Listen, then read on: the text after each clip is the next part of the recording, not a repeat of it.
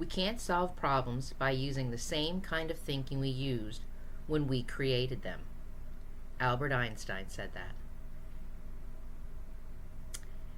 This is Penny, and welcome to the next video in the series of the I Just Did a Thing, a creative approach to pivoting and designing revolutionary changes in your life and business. I want to keep going here and talking about the science of creativity and how all this works. This is like one of my favorite topics that I like to talk about. So I'm just going to jump right in this and talk to you some more about Einstein. That was a great quote that I shared at the very beginning of this. We can't solve problems by using the same kind of thinking we used when we created them. Albert Einstein shared that with us one day when he was moving through his process of how he was going to do all of those amazing things that he's done.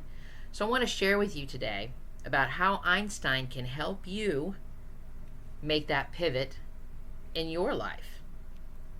So we all know about the amazing things that Albert Einstein discovered in his lifetime, but everything wasn't always uncovered with brilliant ease.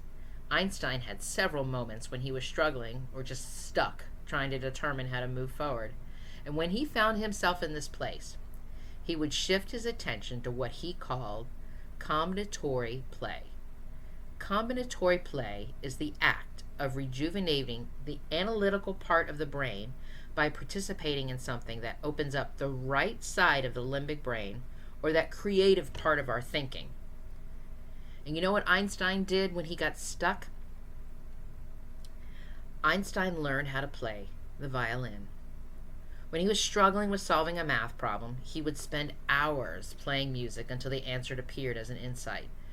Einstein's version of combinatory play is what I refer to as the creative insight process. This is the process that will teach you to spend more time in the creative side of your brain.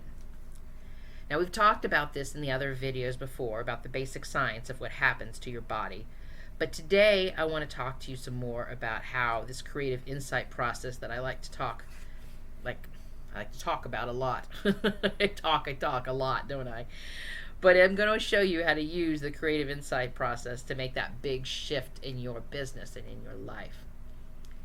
I often tell my social media consulting clients that when they get stuck, when they find themselves struggling with what to do next, do something creative. It could be as simple as going for a walk with your dog and noticing the colors of the leaves on the trees. You could paint a picture or just paint the walls in the downstairs bathroom. You could bake a cake for your family. I mean, seriously, people, it's not that hard. You don't have to be an artist to do this. And if you keep hearing me say the words, do something creative, I want you to remember these examples. Because being creative doesn't always mean painting or doing a craft project. It just simply means doing something physically different that takes you out of your normal routine.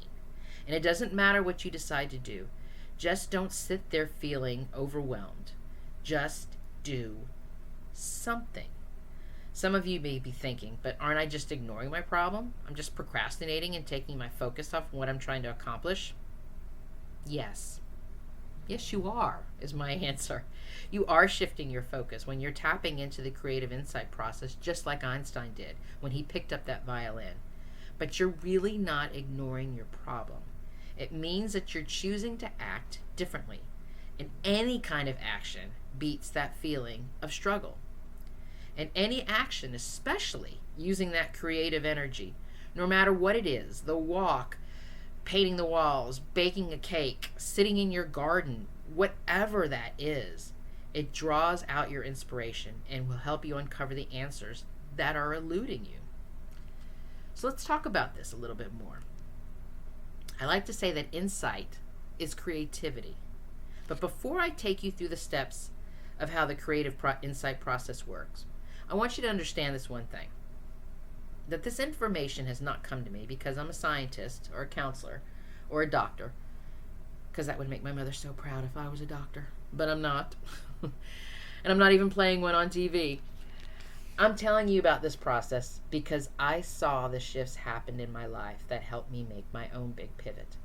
I saw it happening to others around me, but we could never put a name to the thing that was happening. I would find myself going from point A to point C being creativity, but I was never quite sure what happened at that point B and how I got there. So I started researching and finding the names to the why and the explanations to the how. So what you're experiencing with this book, what you're experiencing with this videos, and what you're experiencing with all of this explanation and these things that I'm talking about has really been my creative journey. And this has changed the direction of my life by opening up myself more to my creative energy. This is the story of how I discovered how all the dots got connected and why insight is really about your creativity. So let's get all sciencey here for a little bit. How does the creative insight process actually disrupt your prefrontal cortex? Remember, we talked about that before. The prefrontal cortex is that part of the brain that's located in the front right behind your forehead. It's that main function of it is to take the messages that are received from the different regions of your brain and your body, and they process this information. The prefrontal cortex is developed to help you act on things like planning, decision making, problem solving, and self-control. That's what that thing behind your eyes is actually doing for you. So, here's an example here. So when let's say you're having a conversation with somebody. This is the part of your brain that allows you to focus on what she's saying. And then it manages your emotional reactions while allowing you to decide on how you're going to respond. This is all coming from the prefrontal cortex, right? Because our brains, they're highly developed. They operate efficiently while using neural pathways. And these neural pathways is what gives us the action that we repeat. The prefrontal cortex actually is the part of our brain that creates the neural path that allows us to do these actions without even having to think about the specific action involved. Think about the actions you do every day, like brush your teeth or put your pants on. You don't think about which leg goes in first or which area of the toothbrush goes when you first make contact in your mouth. You just do the behavior. You get up, you put the water on, you put the toothpaste on the toothbrush, and then you just start doing it. You don't think about, I need to go to the right side, I need to go to the left, I need to go up, I need to go down. You just do it. And the more times that you repeat these behaviors, the actions become embedded in your brain and become a habit. This is how habits are formed. And after a significant amount of time, these habits become automatic. We no longer think about what we need to do to make our bodies react. We just go into autopilot. Autopilot. You probably heard me say that word before. And that's a really important piece when it comes to this creative insight process disrupting your prefrontal cortex. Because we all go into autopilot. Think about how many times you've driven home from work or the grocery store or wherever it was that you were going, and you don't remember how you got home. You've driven that route so many times that you've trained your body to do the right turns at the exact steps to get back to your house without your brain having to tell you to do anything except to stop at that light. So for you to experience this creative insight process, you need to learn how to disrupt the autopilot mode in your prefrontal cortex. That's a really important piece here that I want to repeat that again. So for you to really experience this creative insight process that I'm talking about, you need to learn how to disrupt the autopilot mode in your prefrontal cortex. You may call this a distraction, but I'm calling it how to learn how to retrain your habits. And when these moments happen, I want you to be open and adaptable rather than remaining in the state of autopilot in your comfort zone. Because that's what we all tend to do. We all tend to go back to the comfort zone, which is just us moving through autopilots. Several studies regarding making a shift in creative energy have shown that the attention provided to the act of doing something creative greatly affects your thoughts and behaviors.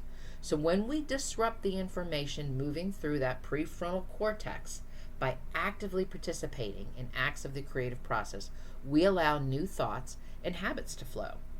And so for you to truly make this pivot, for you to truly make this shift and to utilize the creativity in your in your mind, body, and soul and affect the direction of your life, You need to learn how to replace the old habits that make you feel anxious, that make you feel sad, that make you feel overwhelmed.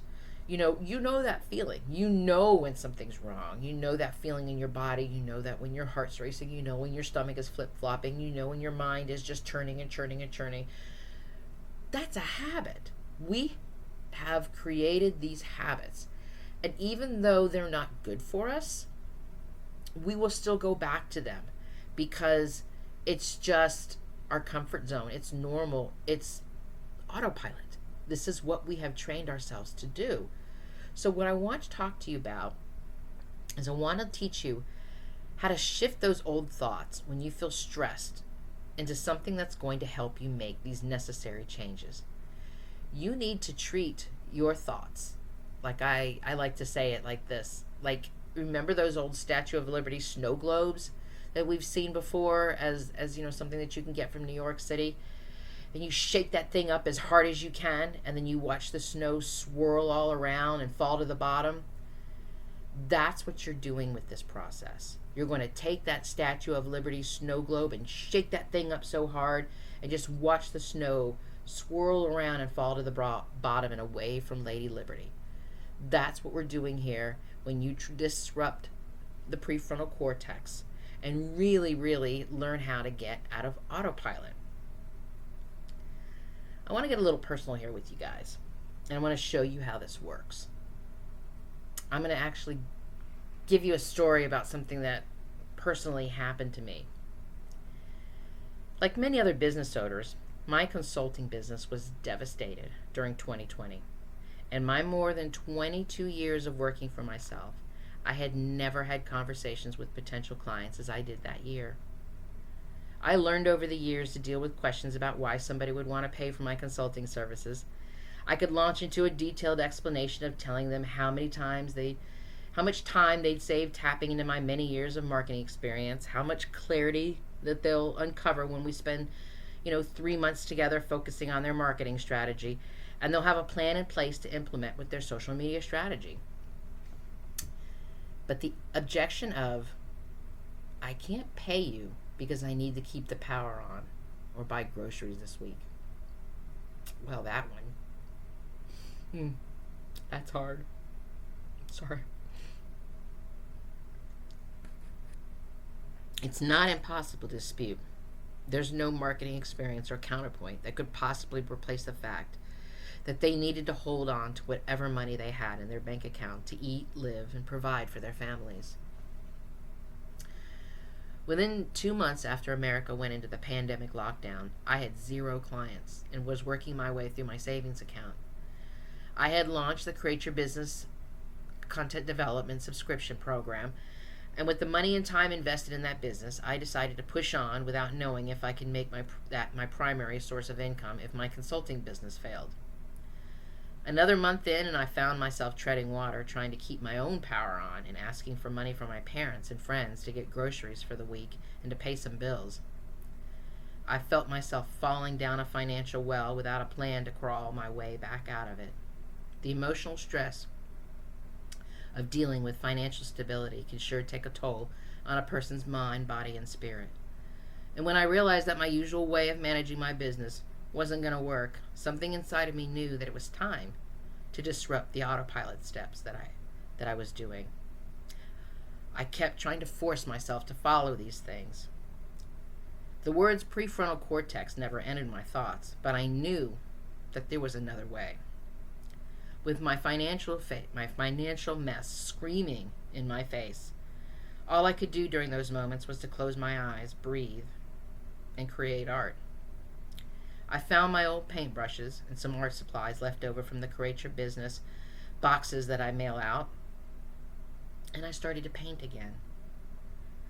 I knew it was a distraction, but my body and my brain were desperately looking for another outlet for my attention. Did I really need to think about my problems all day long?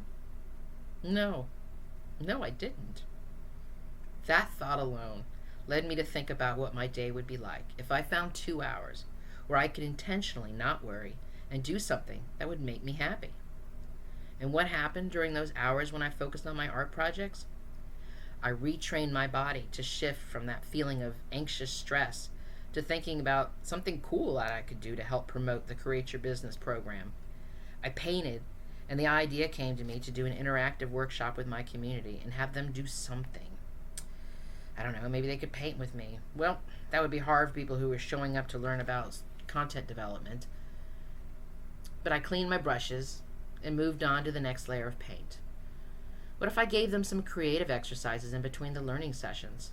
Something that they didn't have to buy art tools to do, or something that they could use their imagination. I don't know.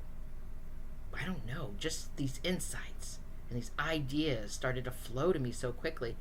I remember I had to stop and grab a pen to scribble some notes on a piece of paper. And I gotta tell you, I continued to do this. I continued to go to my art projects with a question in my mind. I continued to show up and make time in my week, and sometimes just in my day, to take a walk, just to do something, to not sit there in that emotional stress. And let me tell you this, it didn't just happen that one time I did this. It has happened to me every single time, my friends. Every single time I work on an art project, I settle into the creative experience with a question in my mind. And usually somewhere during that creative project, or even later that day, a solution comes to me.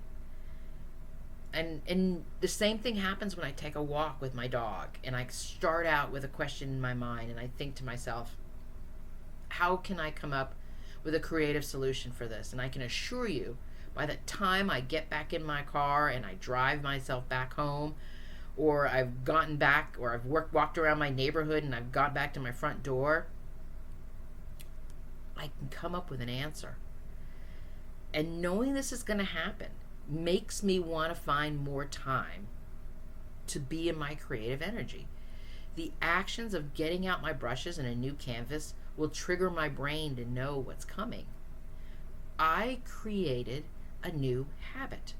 And within that habit, it adds moments of happiness and new opportunities to enter my thoughts.